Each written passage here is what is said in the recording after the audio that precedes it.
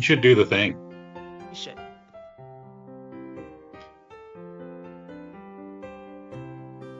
Hello, readers. Welcome to Book Launch Tuesday, the best thing to happen to Tuesday since tacos. Tonight we have Jeremy Brundage and Book 2 in his not quite legendary series, Medusa and Maud's Oddity, Odyssey. Two friends, who could be more friends if they'd actually communicate, must put all that aside to fight their way to the center of the universe through literal layers of hell to fix the machine that keeps it all running. If they fail, the teetering universe will crumble and any possibility of a future will end for everyone. That's pretty much it. Right? We don't need to say anything else. That's it. That's great, right? Hello, welcome. Hello. How are you doing today, Jeremy? This is your second book out in the universe. How does it feel? It feels pretty good. Very cool. I'm pretty happy to have the second book out. It's a little surreal still, but not as much as the first book. Right? Yeah, there's something magical about the first book. But it's really cool when you get that second book out. By the way, on time and gorgeous. And who helped us do that is the copy editor, S.G. George, who also did the first book. How are you feeling tonight, Sarah? Oh, I'm doing great. How are you? I am good. We are here to have fun, which is exactly what these books are. So, Jeremy, you are a funny guy, right? But just in my head, as soon as I'm saying that, I'm getting Steve Martin in my head for some reason. I do. Doesn't he have a I'm a wild and crazy guy? That's it. Thank you. That's why I'm like, it's not quite right though. That's it. That's what I'm thinking of. Which that reminds me. Have you seen let's see, the How You Met Your Mother and like the Muppets movie where they travel by map? And what's the guy's name? Jason. He's in the new show Shrinking. Love that show. It is so good, but I can't. What's his last name? Somebody in chat has to tell me. Jason, but every time I see him, he reminds me of you. So like you are like on the surface area, just this funny guy, just smiling lighthearted. And then you go just a little bit deeper and you have all of this heart and you care for everyone. And it's just, I love that, like multiple layers, and that comes out in your books. So I'm wondering, how much of yourself do you hold to put into these books? I die when I'm writing the books. You die? You get resurrected each time.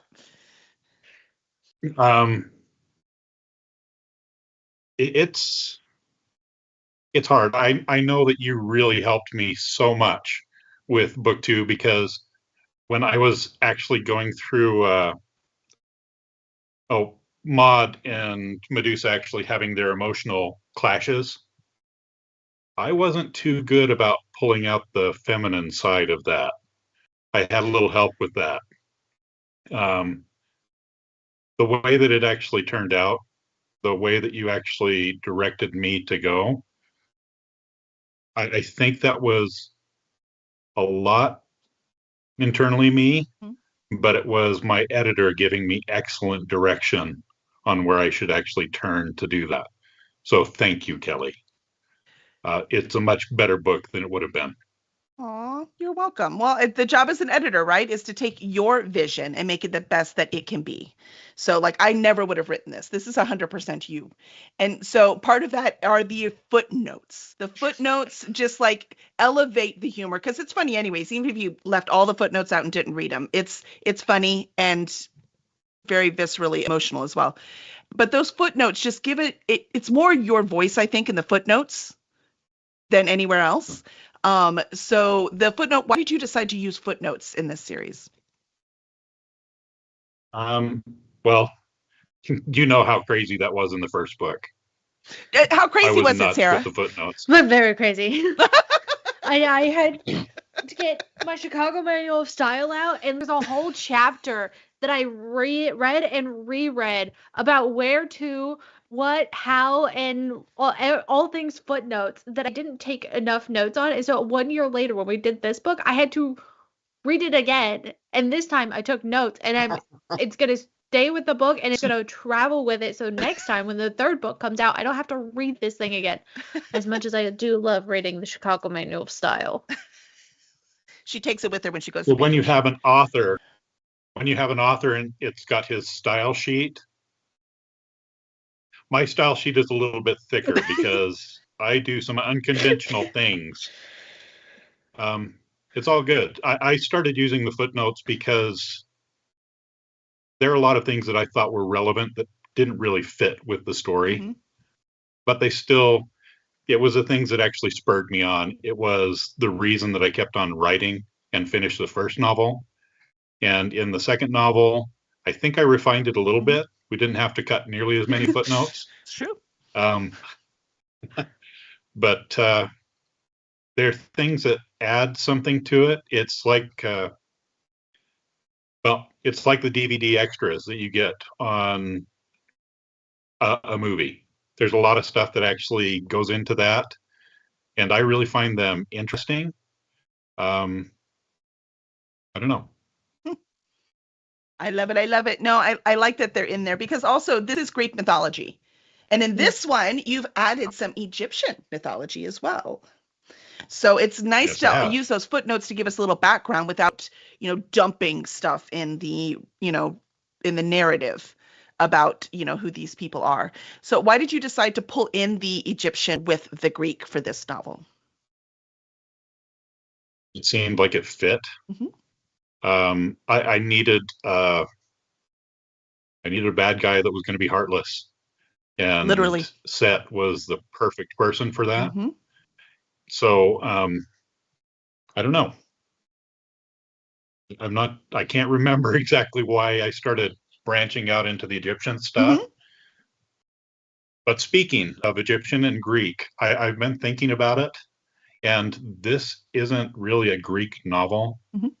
It's a novel about interesting people that just happens to happen in Greece.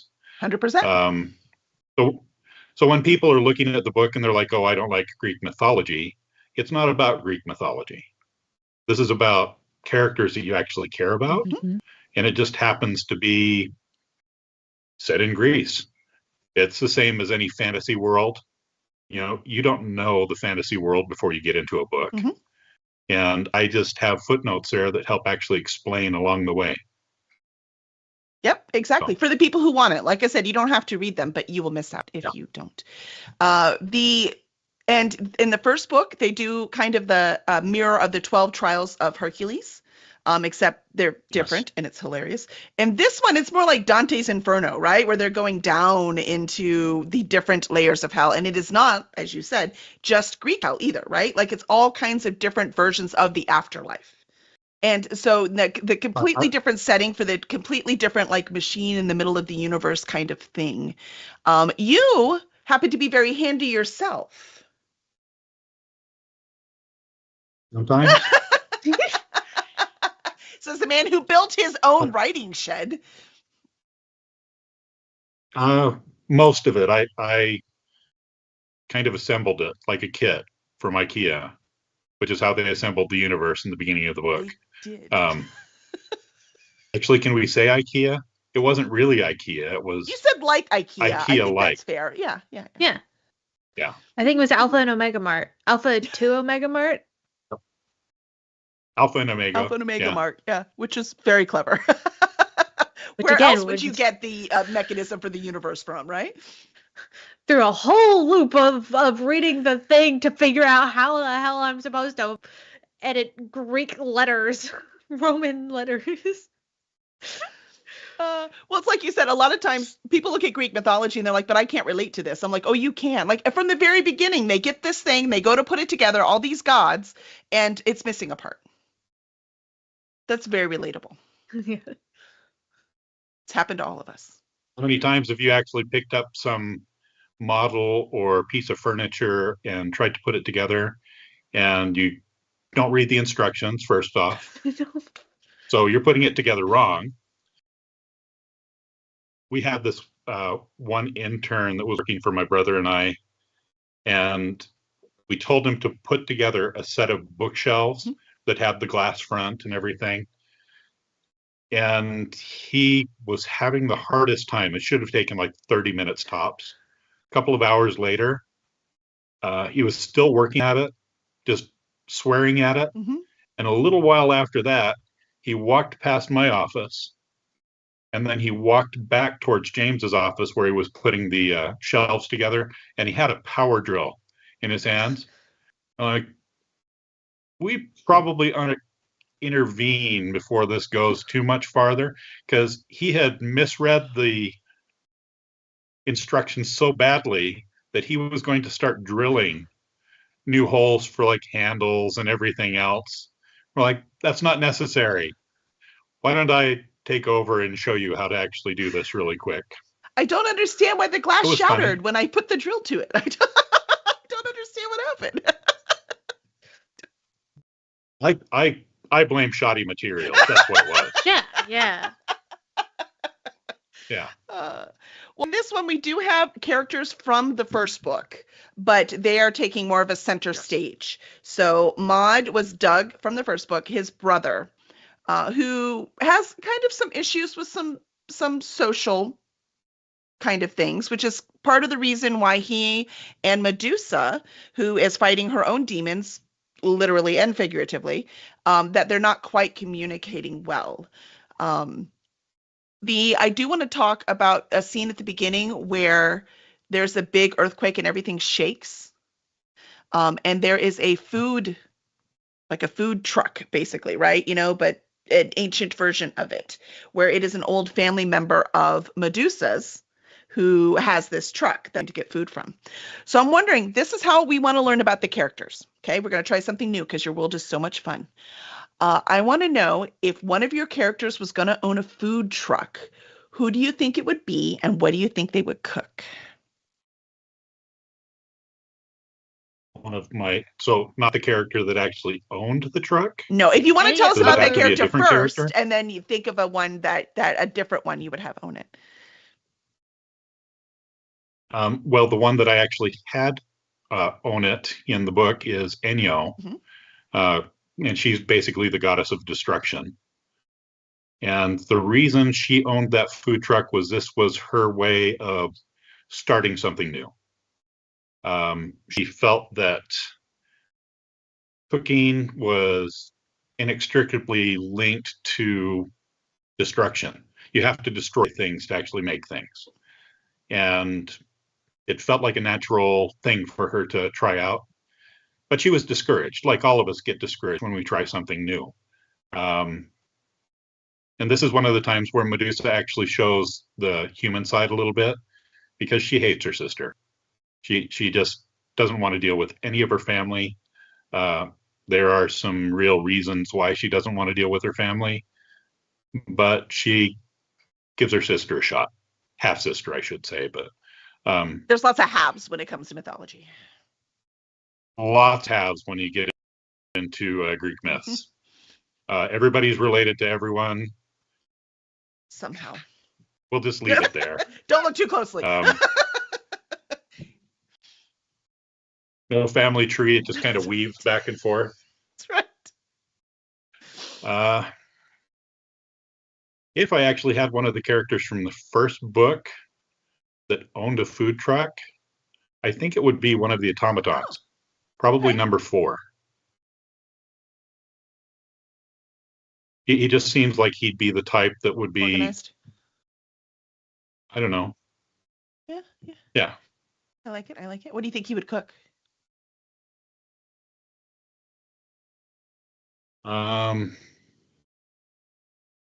It doesn't have to be Greek food, right? Of course. No, this is for fun. It can be. So it would be cheese sandwiches. Each grilled cheese sandwich that he makes, and this is the only thing he does. He makes grilled sandwiches. He doesn't give change. It is, you come up, you get this great grilled cheese sandwich. It's $5, and you just are happy with it. But they're excellent sandwiches every single time. So it's simple. You always know what you're getting, and he doesn't have to think about it too much. I like it. And he makes a living. He's independent. I like it. Yeah. I like it. Yeah, if I Yeah. had to choose one, I would say it was who at the beginning of this book, he's the one who lost his heart. There's no secrets, it's on the back of the book, right? So he lost his heart to go into the center of the machine. So it would be Set who owns the food cart, and he would be selling offal, right? Like, so heart and kidneys and liver, because it's all the stuff people think just aren't important, but they're very important, and this is the stuff that's not going to waste. That's what he would serve. How about you, Sarah? I was thinking 3, who is another automaton. She's the automaton that's in this book. Mm-hmm. She's in the other one, but there were a bunch of them in the other one. There's only one in this one, and it's 3.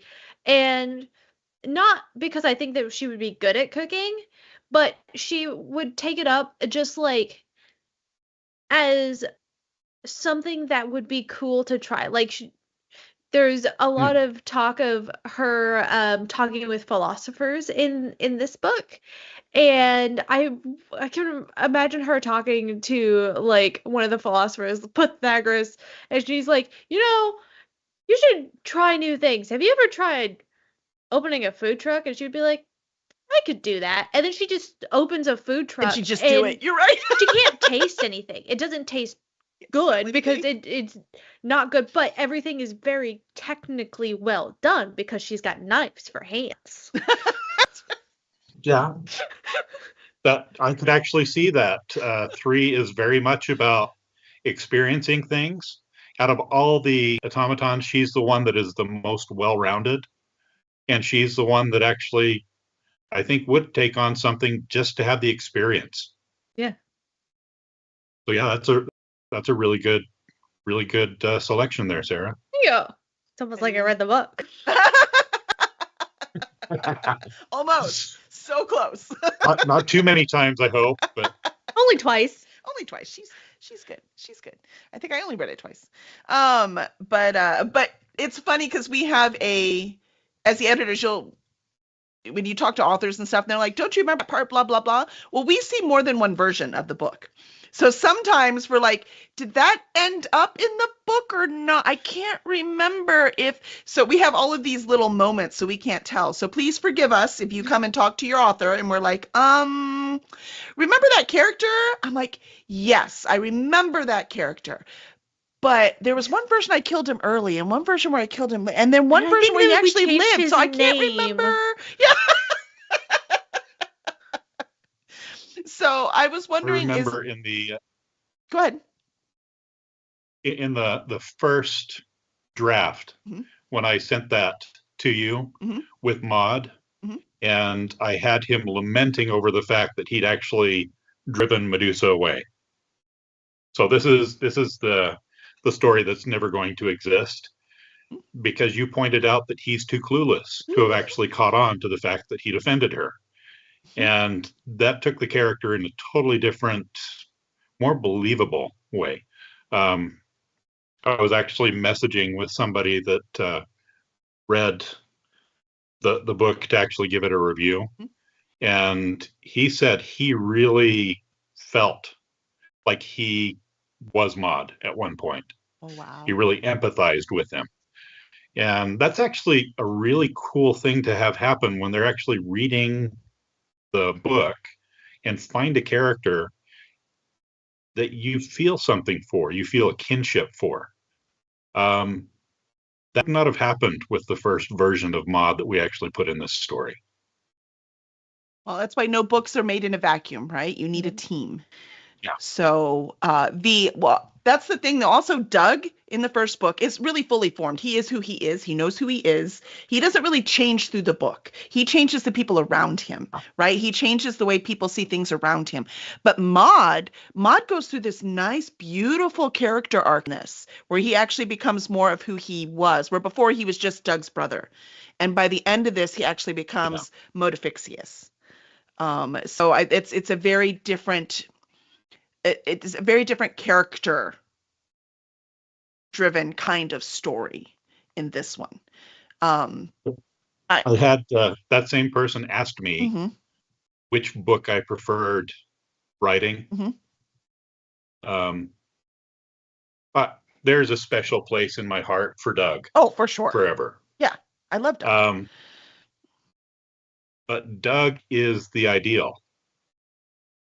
Doug is perfect and he's the thing to reach for. Right. Maud and Medusa are much more human and relatable. For sure. The second book, I really enjoyed writing it more because I really got into the emotions a lot more. And you know how hard that was for me trying to pull that out, because it wasn't just straight humor in this one. There were a lot of emotional trials that they actually went through. For sure. So I enjoyed writing the second book more, but Doug is the person I want to be. Yes, I love that. Yeah. 100%. So it's what we strive for, or at least it's what we should be striving for. Yeah. But we're all a little more like Maud and Medusa. but we're trying. We're trying to reach that Doug level. But yeah, no, it's fun. I think that's very satisfying. And we have as we go through and you're going through the afterlife in this one, I asked you to to highlight some of the world and step back through some of them. Like when did you decide which pantheon of gods to bring up into that underworld? Like, was there anyone you considered you're like, yeah, I'm not going to touch that one?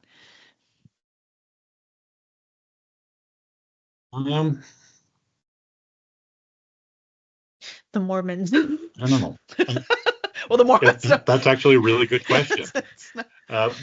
Because I had basically everybody that had ever been thrown out by the Greek gods that could actually interact with once they got under Dante's Inferno. I don't know. I know it's complicated, right? Because I like when you go to, because Isaac's in this one again, for those of you who have not read the first one, first of all, you need to pick it up. So you really need to read that first one. Doug, available now on Amazon. I'm sure there's a link somewhere. There it is. Well, that's book 2, but still, that one will get you there, so that will work. But Isaac, which for us of certain people of a certain age, I guess we're supposed to say, that's you and me, Jeremy. Poor Sarah has no idea. It's so you pulling Isaac like straight from Love Boat, right? So we've got this Isaac, but it is a bar of the whole pantheon of gods, and you did not hold anything back. You just put them there in more the way that they are portrayed in their traditional sense, right? Not just in. You didn't make fun of anyone, but you also didn't leave the humor out. Yeah. And so I really love the way that you did that. I'm wondering, is there any place that you just hang out with a bunch of crazy people that all get along, even though if you looked at them from the outside, they probably shouldn't? I think that's pretty much most of the conventions where we get together, isn't it? That's a good point. Work. I hang out with those people at work. Yeah, but that's forced, right? We're like that you want to be there, Yeah. Yeah, when we go to a convention, we are looking forward to that. That is a release for most of us that go to it. There's a lot of stress involved, but you still look forward to it because these are people that get you. And that's pretty much what the bar in my book is supposed to be modeled after. Is, yeah, this guy's from China, this guy's a Norse god, we have somebody from Africa, but they're all gods. There's no place anywhere else in the world where they can actually go and have somebody that really understands the things that they're going through. They may have different things that they do, different responsibilities and realms, but still, these are people that have to deal with similar situations wherever they're at. So it's partially Love Boat and partially Cheers. Everybody knows your name. So, only they don't know so everybody's is Satan name. Norm? Is that how that works? Like he's always at the bar, it seems. He never leaves. He's just there. Kind of there. Pretty close. Pretty close. I love it. I have to say, I don't know if I mentioned, but there's actually a restroom in the bar. They have to go to the restroom. Like, there's a scene. You got to read it. You'll see it's hilarious. And I'm like, wait, they have a restroom? I love that. Featuring the porcelain throne on high. Porcelain on high. I love it. It makes me happy. Do bars not have restrooms? Johnny asked. But do gods need restrooms? That's the question, Johnny. Do gods need restrooms? I know. When Zeus rolls up next to Odin, does he peek? Like, or do you go on? Do you make sure that Odin's on the blind side? Like, that's true. Wow. We're going to find out who the true king of the gods is here next. How much transfiguration goes on? Because Zeus can change his form, like... He's like, hold on. Oh. I didn't explore that angle in the book for a multitude of reasons. I really enjoyed the book, and I will, but I am going to knock your version of Zeus because it is the most non-horniest Zeus I have ever read. It's true. She's not wrong. She's got you there, Jeremy. Yeah. That's true. Yeah. That's true. I really I made Zeus into an almost respectable father figure. I don't know what you were thinking. Yeah. I don't know either. It serves the story. That's what you were thinking. Yeah, and it works. But yeah, it's the funny part is I never even thought about that. That's true. Like even Nicole said earlier, we were talking about them all being related. I told you. Yeah, I blame Zeus. Yeah, you're probably right. You remember the joke that actually started this entire series, right? I will as soon as you start telling it. So tell us. The Patrick Warburton joke. Oh, go on. You gotta tell us. We all know who Patrick Warburton is. He was the Tick. He was Elaine's boyfriend on Seinfeld. I had a vision of Patrick Warburton as Zeus, and every time a woman walked past him, he'd lean back and go, "Yeah, I'd do that."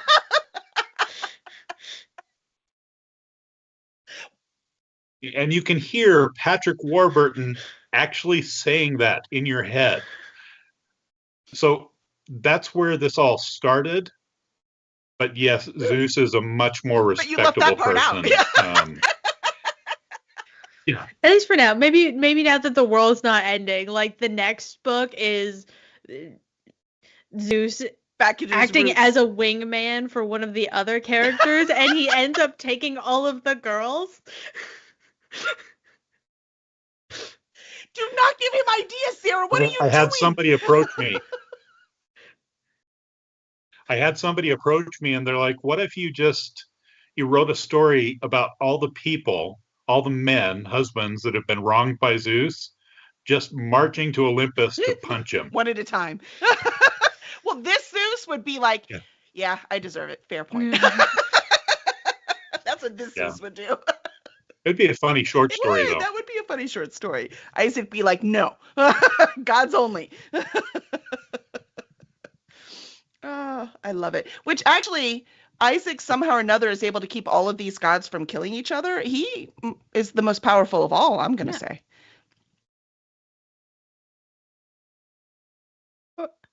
May actually be an interesting thing to explore in book 3. Because how else do they behave themselves while they are in there? Kind of like, have you read Dresden Files where they go to that one bar? Yeah, and they all behave because the bartender take them down, and they don't even know exactly what he is, but he will end them, right? So they all behave, even though they all want to kill and magic and eat each other, right? So, I mean, Isaac has the same thing. They are under control. Minor temper tantrums. Maybe instead of actually threatening them, he just comes and gives them like this judgmental stare. Disappointed in you. And they're like, "Oh, I'm so sorry. It won't happen again, sir. I apologize." Or maybe just because he can cut them off, that's all the power he needs. Yeah, I imagine it would be like mutually assured destruction. Like one person makes Isaac mad, and then all of the other gods are like, "Hey, that's my friend. You don't you don't get to mess with my friend. And so then it's like, you mess with Isaac, you mess with everybody else. Could work. I love that. If you offend Isaac, he cuts off everyone Yeah, at the and you're bar. like, don't you dare. He's like, oh, that's it. Lid on the Nobody alcohol. needs that kind of ire directed at them. And Thank you, You're Sarah. That was a welcome. good idea. I we're am a writing book fountain 3 of right them. now. Y'all just put your ideas in the chat. We're gonna Somebody's writing this down, right? It's going to be on YouTube. That's right. It'll be on YouTube. I'll edit it Oh, in yeah, pretty. I can play it again and again. It'll be fun. And Lahia just made it. Hi, Lahia. Good to see you. So if y'all have any questions for Jeremy, please make sure to put them in the book. Let's see. We've talked about. Yes. So put them in the book and mail it to him. Please write them in my book. Mail it back to him. Just line edits. Just send them in.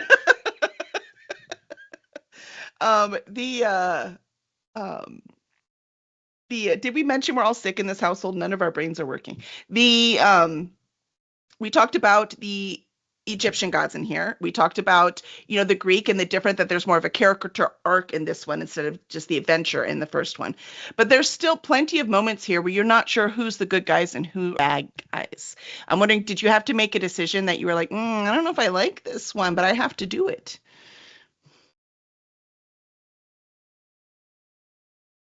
I know I have all the hard questions. This is a hard question. Because that's hard, right? Especially because you bond with your characters. Because sometimes I give you a comment and you're like, but that's my friend. They're like, but they're my friend. I'm like, no, they're your character. Do it. Most of my characters aren't inherently mean. True. I could definitely see Set doing something that's evil.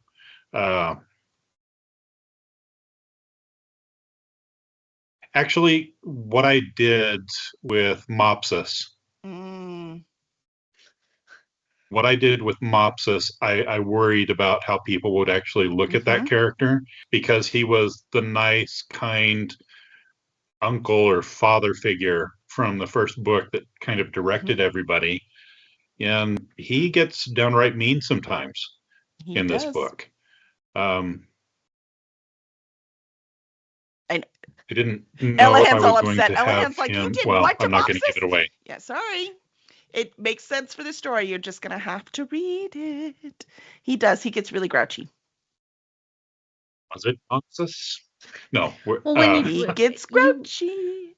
When you have an old man go on a adventure and he doesn't get his nap time, I would also be angry. Right. I'm not an old man, and I only go to the store, and if I don't have nap time, I get angry. Now, I do want to talk about, we have a current competition going on at Cursed Dragon Ship. It was not an on-purpose competition, but it just ended up this way, and that is for the grossest scene that Sarah or I are tormented with. And you're not quite at the top, but you have a pretty gross scene in there. And it is, with a god and eating something that did not sit well with them. And I am wondering, did you write that scene just to enter the competition, or was it really necessary for the story? I think it was really necessary for the story. That was another one of those where I had a solution to that chapter, and it didn't quite work. That was the one where I'm not going to give away what I actually did, but they were on psychotropic mushrooms in the first version. And it didn't quite work. It didn't come across as true. The gross scene that I actually wrote to replace that was perfect. It literally was perfect. I could not have come up with a better scene to actually make the heroes bond, get them out of the situation with a very powerful Titan. And a new companion. That scene was necessary. Yeah, I don't know. Sarah, do you buy it? I think that he just had fun looking up throw up on Word Hippo and using every single... Did I use every synonym? Not I don't quite think every I did. synonym, them, but you were running out of them, and so you started dipping into the British ones, and then I had to say, you can't use this one. This one's British. We don't do British around here. And then That's right. That was one of the ones you looked up. You do know that I'm. Yeah. Go No, ahead. that's it. That's it. I remember I was marrying Sarah and looking up that word going, this one's British. I didn't even know what it meant. I was like, me neither. I'd never seen that word before. well, if it's highlighted in red, because a lot of the British slang, either I don't know it off the top of my head, or it's misspelled according to Wikipedia, or not Wikipedia, Word. And in Word. either case, I look it up, one, to make sure that I like interesting words, to know what the word is, to make sure it's legal, make sure it's not misspelled, and then if needed, to add it to the style sheet, because that's my job. And so I looked up this one. I was like, this one's British. It's not in the publisher's approved dictionary. I recommend you change it just because it's not in the dictionary. And then I think you did. Well, I am partially book taught, self-taught by Same. reading. So there are times that I think the British word is actually the one Yeah. that's supposed to be used. That's why I can't pronounce anything. Do you have trouble What's that? pronouncing words because you learned them by reading them? Same. All the time. Same. I would love to actually do the audio version of these books. I keep thinking about it. I'm not sure I can pronounce all the words that I used. This is how it's pronounced now because I said so. Oh, and the Greek spellings are just so off the wall, not even close to what it looks like it should be. I think one of the automaton's fathers, if you read it, it's like Kestibios is how we would actually say it in English, but it's Kasivius. Okay, that's not how I would have said it. I would have put No. the accent different, but I would not have said it like that. So that's very interesting. Yeah. It's Kasivius. That's funny. I mean, that does sound more Greek when you said Yeah. that. Just like the accent wise, it sounds more Greek. But I'm scared. That's all right. Everyone in the chat I'm scared is because going to buy if I- copies, and then we'll have lots of money to invest in the audio. It's fine. Yeah. See, I Sounds think good. that's a plan. You should do it. Yeah. It's a great plan. It's a great plan. You are a genius. I love See? this plan. We should go with it. Let's get to Available it. now wherever books are sold. That's right. And Zepho put the link in. Or you just put cursedragonship.com/MMOO. Yes, because I've been putting the entire titles of books in our, but I'm like, it's you like your long titles. I like long titles and I like weird chapter Yes. headings. Yes, but they're fun. You know, like when you read the chapters, it kind of gives you a feel for what's going to happen. And or you're like, what? When you read it, and then you read the chapter, you're like, oh. So I did something that I am not Mhm. comfortable with Oh. at all. I'm trying to actually push my book a little bit more. And so when I was visiting with my boys, I went into a bookstop in Durango, and they're known for actually doing book signings and promoting authors that are smaller published authors. And so I walked in, the lady that actually does the promotions wasn't there. And I stumbled over introducing myself. I'm an author. Do you ever do signings? Blah, blah, blah. The lady did not look terribly impressed that I was talking to. And then I walked out and said, well, I could have gone better. I could have brought my book with me. That does help. Does help. These little things you never think of. And so I walked back to my son's house, got a book from the car, and walked all the way back downtown to visit the bookstore again with my book in hand this So brave time. to go again. Reintroduce myself. The younger lady that was behind the counter was very pleasant. She took the book from my hands and she just opened it. And then she started setting it down, and then she picked it up again and was looking at it. And she laughed. And I'm like, I got her. You're like, it worked. The other lady's like, what was that? And she said, well, I flipped open the book and I saw a chapter heading. And as I was setting it down, my mind said, that couldn't have possibly said what I just read. And yes, it did say what she had just read. So having weird chapter headings sometimes pays off. At least That's I'm right. hoping Great to. for marketing, man. I love it. No, that's fantastic. We're so happy. That's going to be so much fun. So excellent. That's the trick, man, finding the readers, right? That's why we're here. That's why we want y'all to see how amazing these things are. And all the work, Sarah put in a ridiculous amount of work. Jeremy put in a ridiculous amount of work. And so just so that you know that we are providing these curated books for y'all to read. And so the fact that we can go out and find the readers like that, that's amazing, Jeremy. It's amazing. So we do have a philosophy around here that if people like you, they will like what you write. So I'm wondering, what are you currently reading? Rereading some stuff. I'm trying to actually reread my old Terry Brooks books because the Elfstones and the Wish Song and the Sword of Shannara, those were the things that really got me started in fantasy. I'm reading a lot of how-to books so that maybe my editors don't have to work quite so hard the next time around. Do you want a recommendation for one? Oh, Sarah. Give us one. So no, I preach this book. Like I tell anybody, it's self-editing for fiction authors.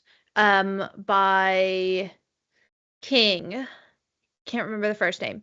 But it is the best book for authors to just learn all of the basic things, what's cliche, what's not cliche, overuse, imagery, all it covers everything, but it's not a textbook. It's really well written, it's really well done. And so anybody who comes to any of my writing groups, I say, this is the one. And then so I have sold like 5 copies of that book and ordered a copy to the library so that it is in the library, so that when I say, all right, this is the book that you want to go read, go check it out from the library. It's downstairs.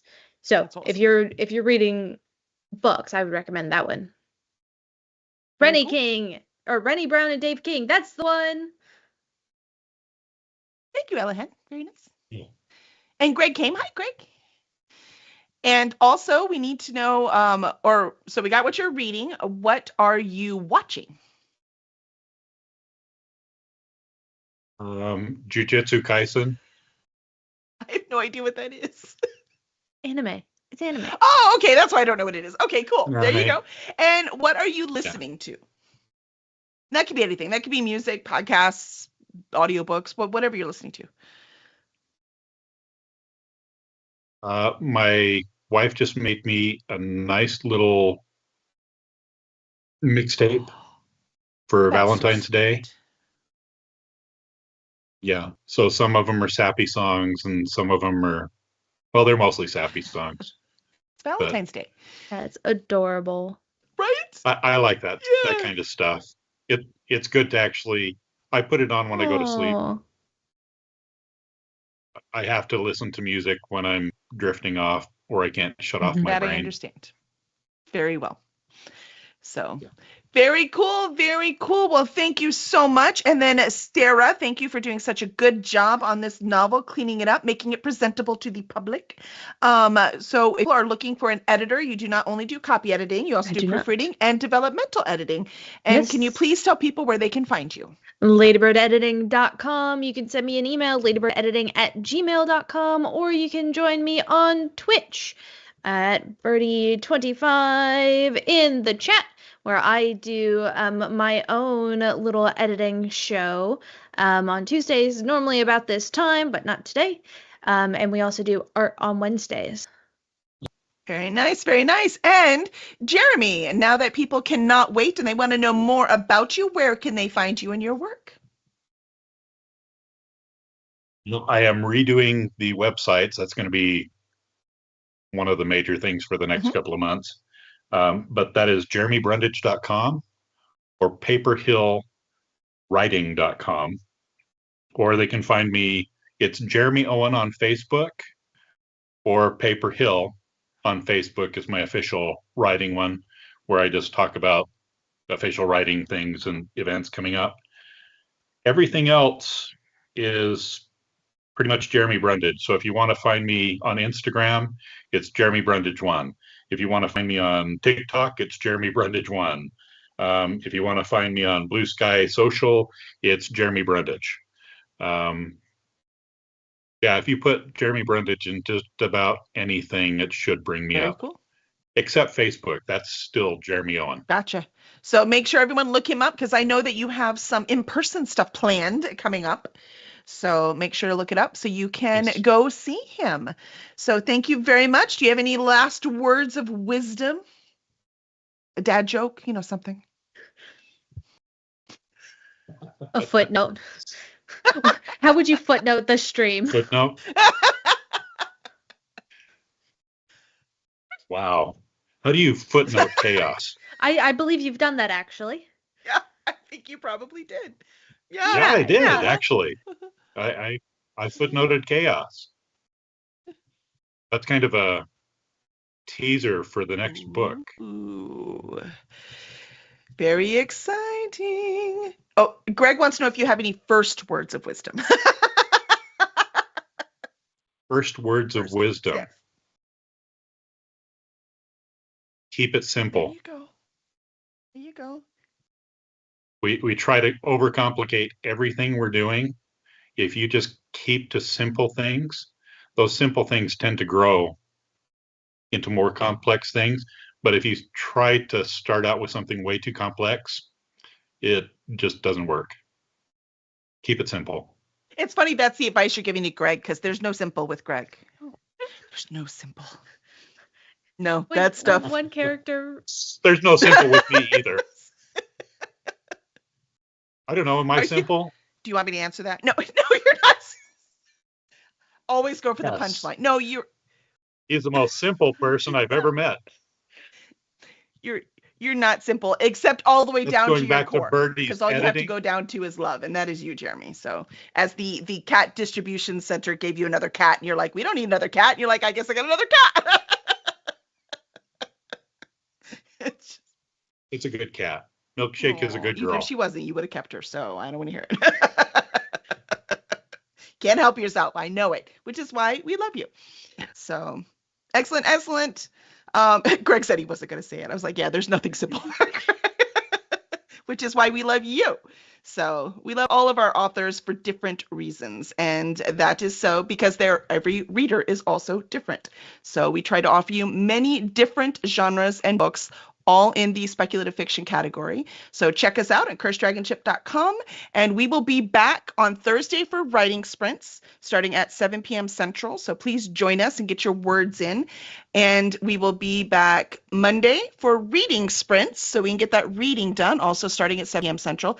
We will see y'all coming up. Exciting. Bye. Hi.